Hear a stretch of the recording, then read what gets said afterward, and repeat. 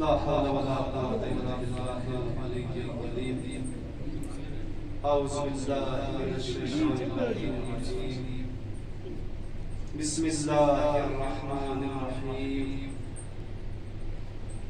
अल्हम्दुलिल्लाहिल्लज़ी नव्वरा क़ुलूबना बिविलाइल हुसैन व जद्दिही व अख़ीही व अबीही व शिय्यतिही वजअल उयूनना बिबुकाइल हुसैन व मुसीबतिही व अज़ाइही। अस्सलातु वस्सलामु अला सय्यदना व नबियना अबिल क़ासिम मुहम्मद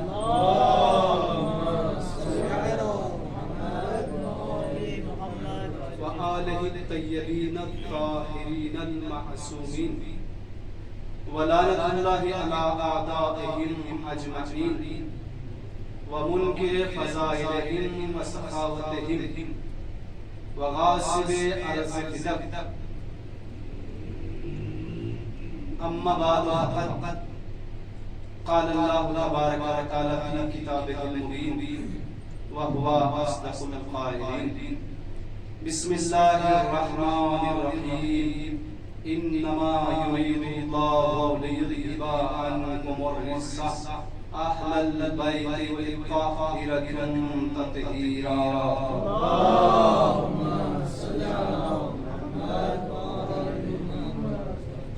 परवरदिगार मोहम्मद व आले मोहम्मद का जहाँ जहाँ शान हैदर करार उनकी जान माल इज्जत आबरूई हिफाजत फरमा। परवरदिगार मोहम्मद व आले मोहम्मद का जहाँ जहाँ शान हैदर करार बीमार होना शिफा बीमारी फरमा। परवरदिगार मोहम्मद व आले मोहम्मद का जहाँ जहाँ भी सदा सजाई करे परवरदिगार उनकी हिफाजत फरमा। परवरदिगार मोहम्मद व आले मोहम्मद का जो मुमीन मकरूज हैं उनकी कर्ज की अदाई हिदायत से फरमा। परवरदिगार मोहम्मद व आले मोहम्मद का जल्द से जल्द दिन आ जाए जन्नत की रोज़े तामीर हो जाए। परवरदिगार मोहम्मद व आले मोहम्मद का हम सब को जन्नत की ज़ियारत से मुशर्रफ फरमा। परवरदिगार मोहम्मद व आले मोहम्मद का जो मुमिनीन हज ज़ियारत से मदद मंगे परवरदिगार उन्हें हज ज़ियारत से मुशर्रफ फरमा। परवरदिगार मोहम्मद व आले मोहम्मद का जो परेशान है उनकी परेशानी से दूर फरमा। परवरदिगार मोहम्मद व आले मोहम्मद का हुज्जत आखिरत के ज़िक्र से तरजीह अता फरमा। हम सब को उनके अवाम अमसाल में शुमार फरमा। सल्लल्लाहु अलैहि मुहम्मद व आले अल्लाहुम्मा सल्लि अला अशराए मुहर्रम की साथ की मजलिस जिसको पढ़ने का शरफ हासिल हुआ है। देखिए ये फर्श अज़ान एक नेमत है और यहाँ पर आकर मैं ये कहना चाहता हूँ कि मकाम शुक्र है हमारे लिए, मगर ना किसमें इतनी हिम्मत है, कहाँ ऐसे अल्फाज हैं कि उनके लिए कुछ कहा जाए कि वो के ज़बानों की रसाई से हवाला एक मैं कि मुझे ठीक से आती नहीं यकीनन कहाँ है कि उनका जिक्र किया जाए, क्योंकि अगर नूर का जिक्र खाकी करे तो हो ही नहीं सकता कि जो फजीलत उनकी है वहां बहुत अदा किया जाए। ये तो हमारे लिए मकामे शरफ है कि हम जैसे को मिंबर पर बैठा दिया जाता है और यकीनन जब हम इस फर्श पर आ जाते हैं तो हमारा मर्तबा इतना बुलंद हो जाता है, फर्श पर बैठने वाले का भी और मिंबर पर बैठने वाले का भी, जो रोज अर्श से नीचे देखकर हमें देखा करते थे और आज नीचे बैठकर हमें देख रहे हैं। जो फरिश्ते अर्श से रोज अपनी निगाहें नीचे कर हमें देखते थे, आज वो हमारे बराबर में बैठे हुए हैं, हमें देख रहे हैं। ये फकत और फकत ये शरफ हमें इमाम हुसैन अलैहिस्सलाम ने दिया। और यकीनन देखिए कितने दिन इमाम हुसैन के नाम पर बुलाया जाता है साल में, ज्यादा से ज्यादा 3 माह, अगर पूरे साल को देखा जाए तो ज्यादा 3 माह, लेकिन जितनी बार बुलाया जाए उतनी बार चले जाते हैं। एक बार बुलाओ, 100 बार बुलाओ, और इस दर का ये मकाम है, जितनी बार बुलाओगे इज्जत पाओगे। वरना किसी और दर पे जाए, एक बार जाओगे, दूसरी मर्तबा में आपको धुतकार दिया जाएगा। अगर ना भी धुतकारे तो दिल में सोच लेंगे कल भी आए थे, आज भी चले आए।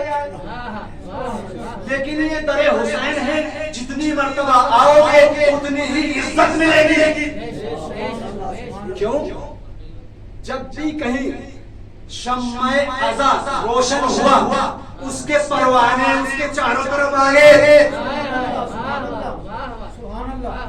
ये अगर शम्मे को तशबीह दी जाए इमाम हुसैन से तो क्या खूब है, लेकिन लोगों ने इस शम्मे को तशबीह दी है शम्माए रिसालत से। अगर क्योंकि एक मकाम वो था, एक दौर वो था कि अदब में और शोरा में एक बहस शुरू हुई थी कि आया शम्मे को मोहब्बत है परवाने से, या परवाने को शम्मे से मोहब्बत है या नहीं, या ऐसे ही चला आता है। तो शम्माए रिसालत से इसको तशबीह देकर लोगों ने गलत किया। अगर शम्माए इमामत से इसको तशबीह देती तो क्या देखती दुनिया? एक ऐसा मकाम होता कि शम्मा कुल हो गया था, जाने वाला कोई नहीं।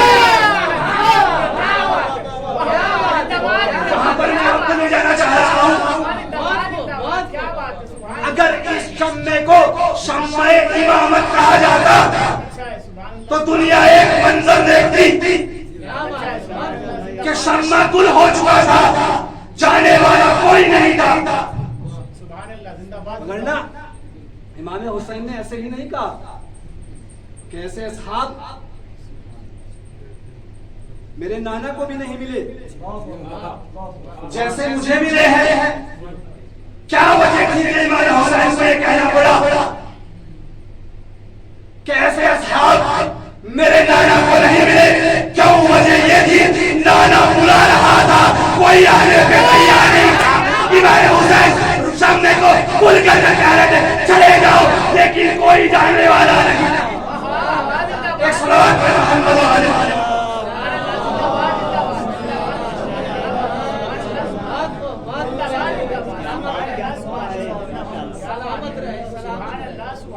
और ये देखिए दो चीजें, एक विलायत अली और एक अज़ाए हुसैनी।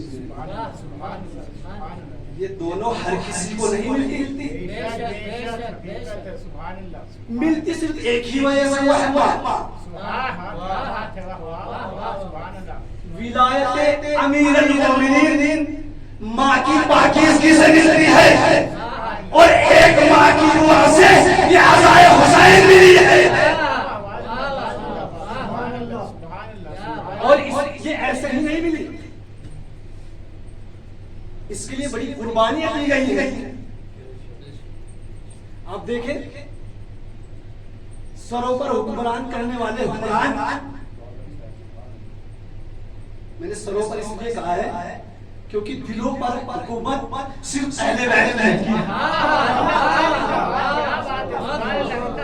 अहले बैत ने कभी सरों पर हुकूमत नहीं की।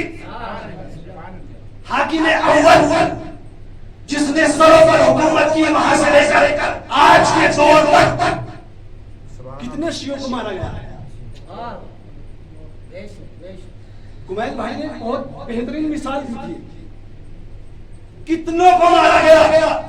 दुनिया ये कह रही है कि कितने हैं, मुख्तसर है, मार डालो, खत्म हो जाएगी शियत। हमने कहा हमें कभी भी तादाद पे फख्र नहीं हुआ। अगर हमें तादाद पे फख्र होता तो अली ने सिर्फ 40 मांगे थे और हुसैन के साथ सिर्फ 72 निकले। हमें तादाद से मत डराओ कि तादाद कितनी है, और कर भी क्या सकते हैं। हमें मिटाने के लिए क्या कहेंगे कि मार डालो। अपने बुजुर्गों की तरह कर भी क्या सकते हैं, मार ही तो डाल सकते हैं। वो सोच रहे हैं हमने मार दिया तो आजादारी खत्म हो गई, आजादारी मरने से खत्म नहीं होती बल्कि इजाफा होता है। हज्जाज ने कितने मारे?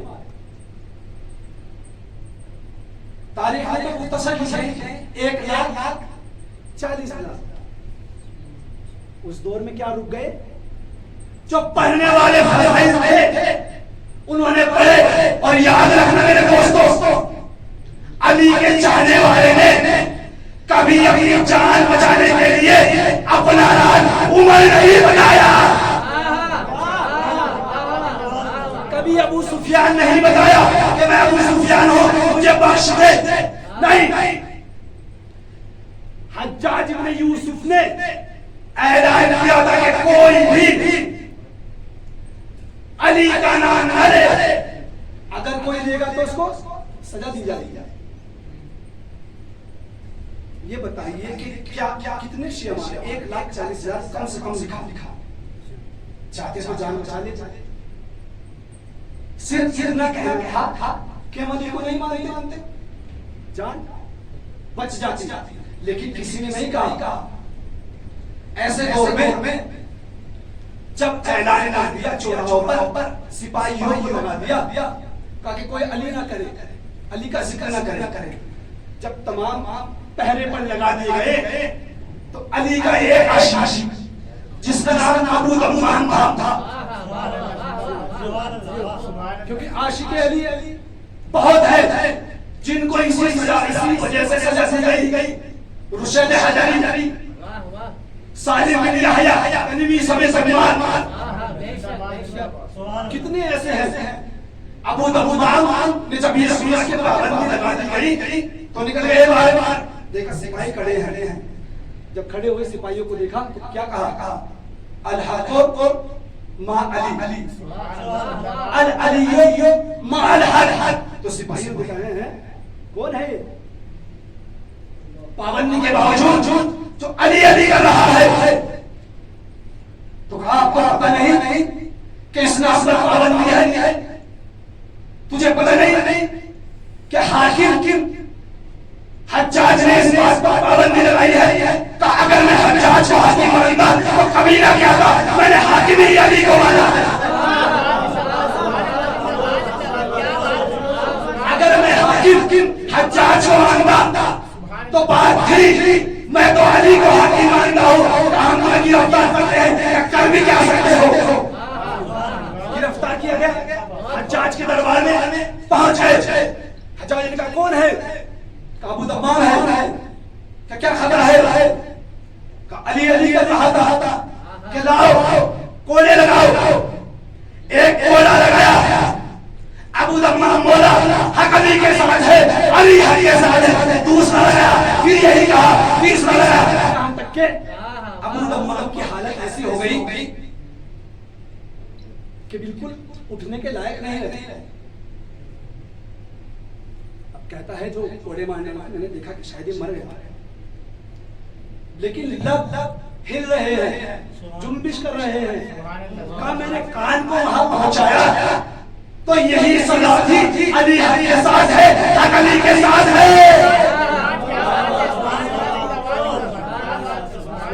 कहा गया कैसी हालत?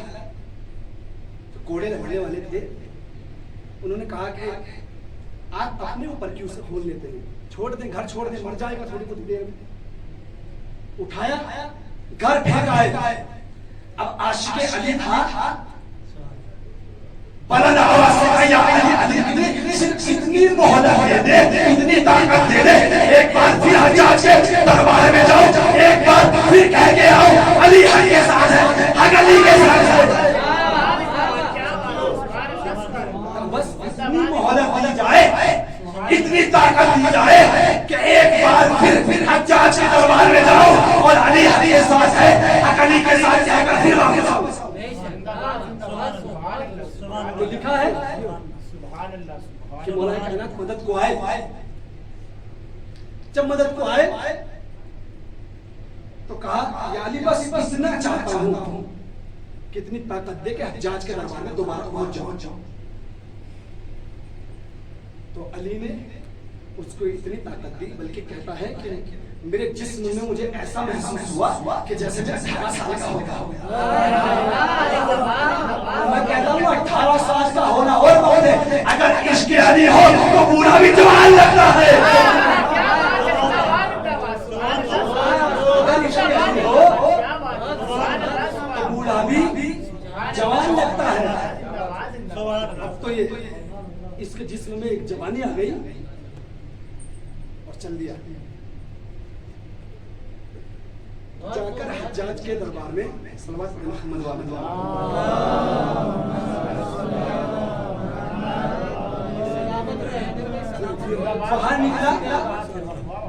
बाहर निकलने के बाद फिर वही नारा किया हाँ, अली के साथ है, अली के साथ है। अब सिपाही देखते हैं कि कल तो अबू दम्माम था, आज कौन है? कल तो अबू दम्माम था, आज कौन है? देखा गौर से तो अबू दम्माम है, तो उसकी हालत खराब हो गई थी। कल जो सजा दी गई थी काफी नहीं थी। दोबारा हज्जाज के दरबार में ले जाया गया। हज्जाज जाएगा, पूछा कौन? तो सिपाहियों ने कहा कि अबू दम्माम का फिर आ गया। अबू दम्माम से हज्जाज ने कहा कि पता नहीं सजा क्या दी जाएगी, क्योंकि जिस वक्त मौला कायनात आए तो उससे कहा कि मैंने तेरी जिंदगी 40 साल और बढ़ा दी। मौला कायनात कहा कि मैंने तेरी जिंदगी 40 साल और बढ़ा दी। तो हज्जाज ने इससे कहा कि आज तो कत्ल होगा।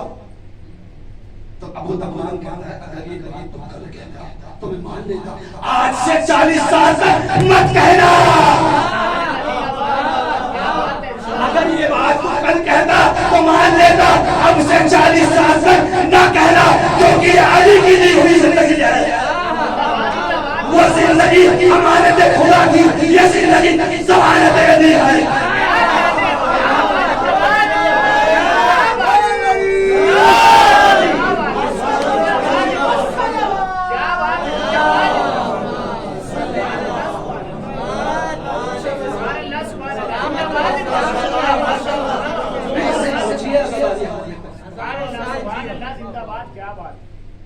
क्योंकि लोग कहते हैं कि डरते क्यों नहीं? क्या बात है, क्यों नहीं डरते? सारी दुनिया में जहां भी शिया है डरते नहीं किसी के आगे झुकते। हम कहेंगे हमारे पास दो ताकतें ऐसी हैं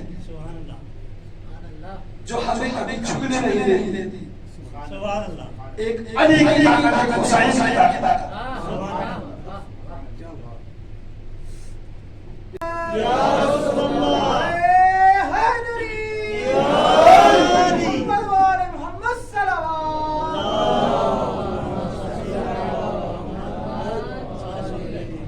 ये बड़ी मुश्किलों से पहुंची है। अगर हम जिंदगी भर सजदे में रहे तब भी इसका हक अदा नहीं हो सकता। यानी इमाम हुसैन की अज़ा और विलायत अली दो ही ऐसी चीजें हैं जिनसे पूरी दुनिया डरी हुई कि ये मिल कैसे गए, ये हमारे हिस्से में क्यों नहीं आए?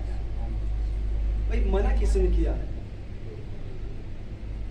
आप भी करें और कहते हैं इतना बढ़ा देते हैं करबला को, इतना बढ़ा देते हैं। क्या है करबला? क्या मिलता है मजलिस हुसैन से? क्या फायदा है मजलिस हुसैन का? एक मुख्तसर सा फायदा तो मैं बता सकता हूँ। एक तालिब इल्म हूँ, आपसे सवाल करता हूँ, रसूलुल्लाह कत्ल कहाँ हुआ? कहाँ हुआ रसूलुल्लाह कत्ल? कहाँ शहादत हुई? मदीने में, शहर में हुई है। मदीने शहर में जाकर लोगों से पूछे कातिल कौन है? जो पहुंच गया सलाम हो। कहाँ? शहर में। पूछे किसी से कातिल कौन है?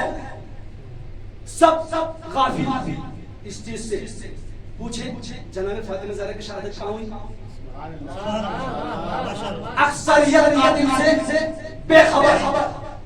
इमाम हसन का कातिल कहाँ है? कहाँ हुआ कत्ल? कहाँ? मदीने में। अक्सरियत काफिर से काफिर अक्सरियत। मौला कायनात का कहाँ हुआ? मस्जिद में, जहाँ हर मुसलमान दिन में 5 मरतबा आता है। ये तो पता है इब्न मुलजिम ने ज़र्ब लगाई है, लेकिन हकीकत में जो कातिल है उसका नहीं पता। लेकिन इस अज़ाए हुसैन का इतना फायदा जरूर हुआ, कोई शहर में इमाम हुसैन का कत्ल नहीं हुआ। इमाम हुसैन का कत्ल शहर में नहीं हुआ, जंगल में हुआ। और आज अगर काफिर से पूछे कि कातिल कौन है, वो कहेगा यजीद।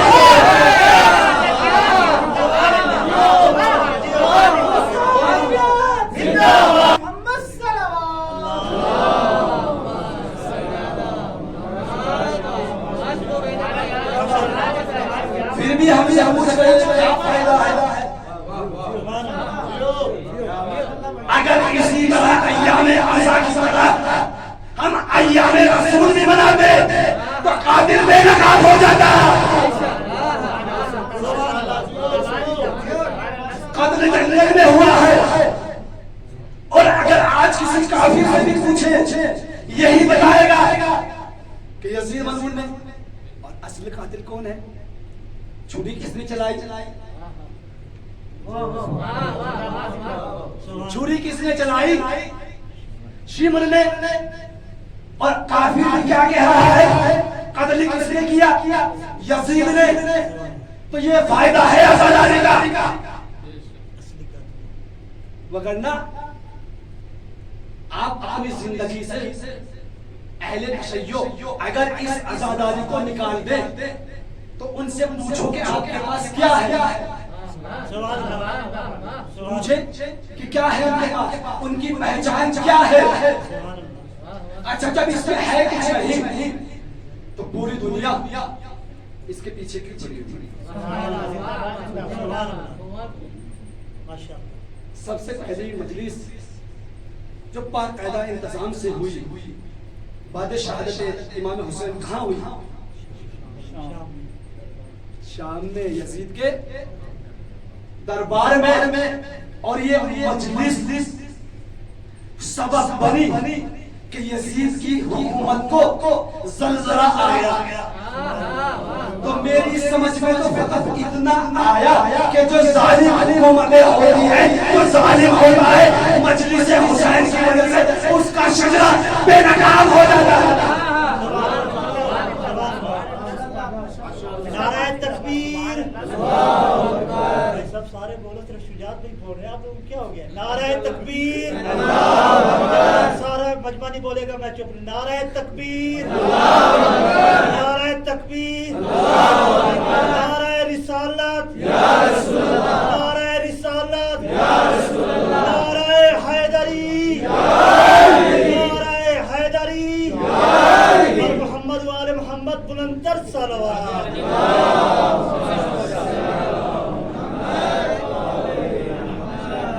लोग समझे तो करबला है क्या? करबला है क्या? करबला से हर नबी का गुजर हुआ है। जनाबे आदम गुजरे तो पैर में क्या हुआ? जख्मी हो गया। हजरत नूह की कश्ती डगमगाने लगी।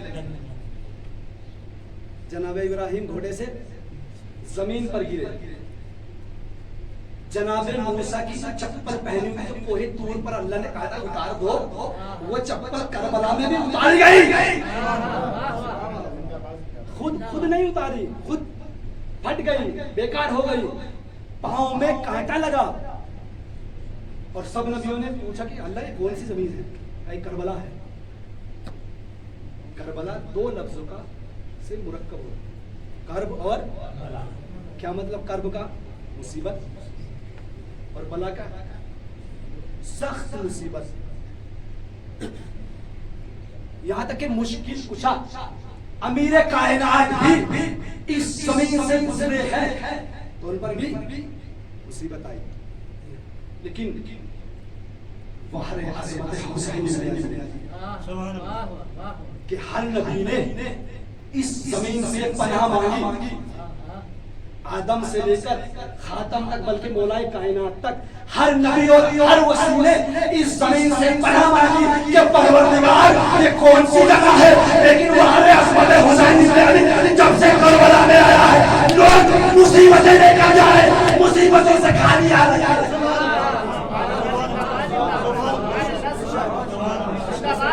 जिस जमीन से तमाम अंबिया मुसीबत ले रहे थे उसी जमीन से आज क़यामत तक लोग शिफा मांग रहे हैं।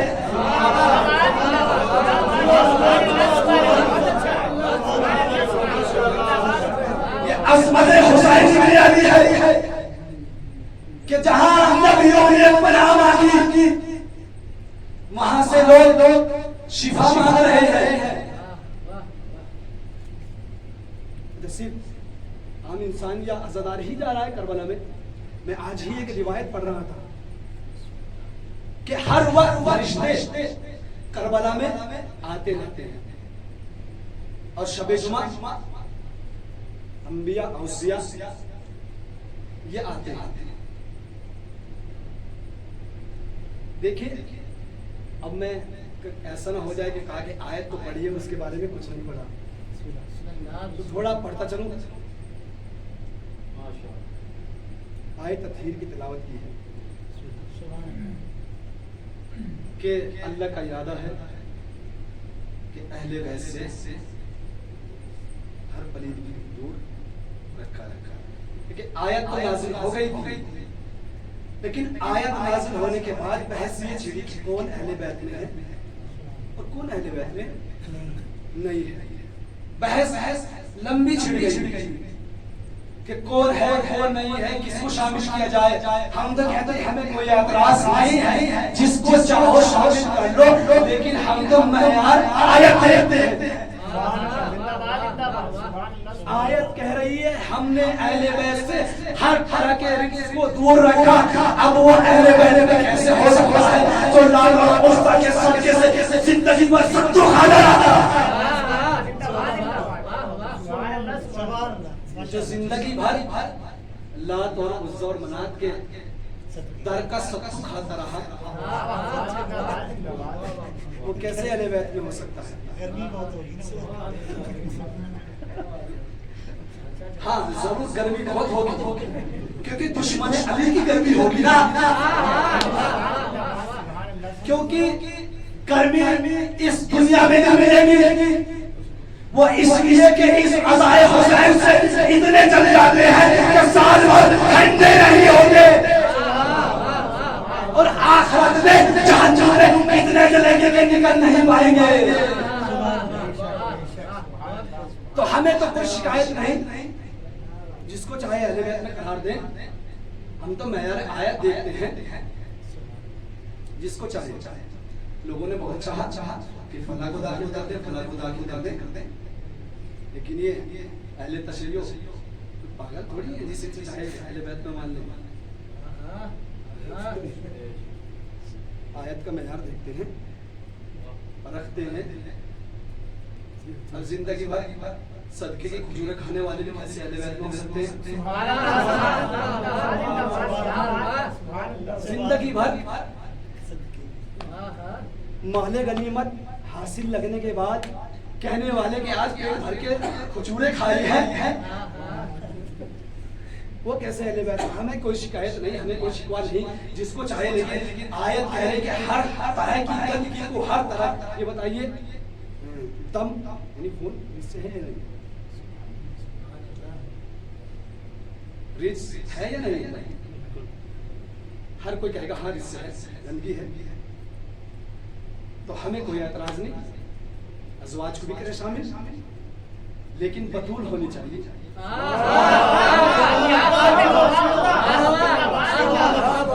क्योंकि हर औरत पर एक वक्त ऐसा ऐसा आता है कि वो मुसल्ले इबादत को छोड़ देती है, लेकिन वाले क्या कहना बतूने हजरा का कि इमाम हसन सुबह में पैदा हुए तो जोहर के वक्त मुसल्ले पे पहुंच गए।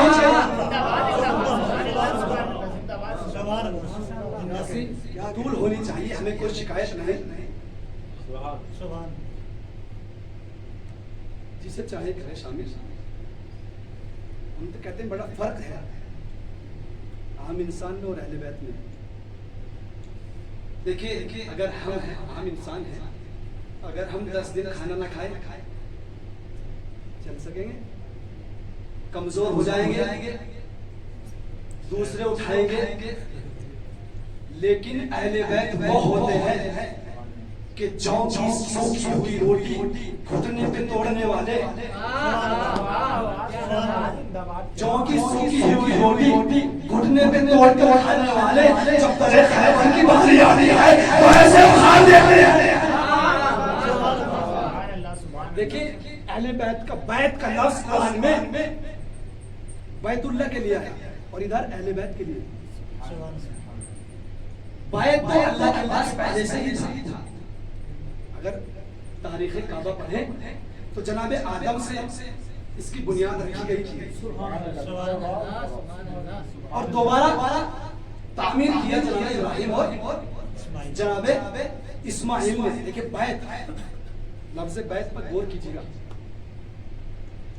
बैत दोबारा किसने बनाया? जनाबे इब्राहिम और जनाबे इस्माइल, दोनों मासूम। यानी जब एक बैत बनाने में अल्लाह किसी गैर मासूम को शामिल नहीं करता तो अहले बैत में किसी गैर मासूम को कैसे शामिल करता? और कहा मेरे सामने बनाओ कि बैत तो बन गया, अब अहले बैत का इंतजाम अल्लाह ने यूं किया कि उसी बैत में अहले बैत को डाला, उसी बैत में अहले बैत को डाला। देखिए बैतुल्लाह का एक साल में हर इंसान पर, साल में एक मरतबा जिंदगी में हज वाजिब है। यानी सफा और मरवा के दरमियान सही करना क्या है? वाजिब। क्यों दौड़ते हैं? सफा और मरवा के दरमियान क्यों दौड़ते हैं? जनाब हाजरा वहां से दौड़ी थी, इसलिए ये वाजिब करार दिया गया। सुभान अल्लाह, सुभान अल्लाह। ये बताइए कि वो है इस्माइल जिसके लिए दौड़ा गया, क्या उसकी शबीह कहीं बना सकती है या नहीं? यानी सफा और मरवा के दरमियान अगर कोई चक्कर लगाए तो वहां जाना पड़ेगा, यानी वहां जाए तो इबादत होगी, लेकिन वहां अज़मत हुसैन जब भी ज़ियारत आशूरा पड़े 7 मरतबा आगे जाए, 7 मरतबा पीछे जाए। अब दूसरी अज़मत हज में है आबे ज़मज़म की, वहां जाए तो पी सकते हैं, लेकिन वहां अज़मत हुसैन इब्न अली जब चाहे जहां चाहे सभी ने हुसैन इब्न अली ने। और देखिए मौला अब्बास और इमाम हुसैन के रोज़े के दरमियान इतना ही फासला है जितना सफा और मरवा के दरमियान है। बस फर्क करना है, क्योंकि आज रिवायत पढ़ रहा था कि इमाम सादिक ने फरमाया सल्लल्लाहु अलैहि वसल्लम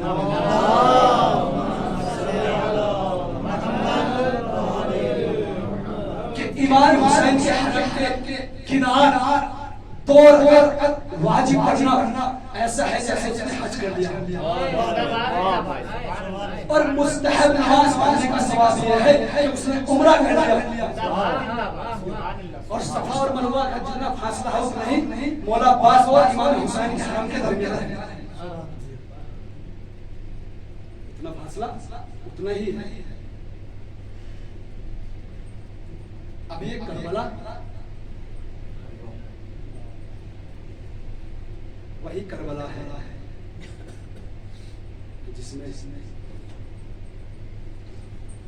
इमाम हुसैन ने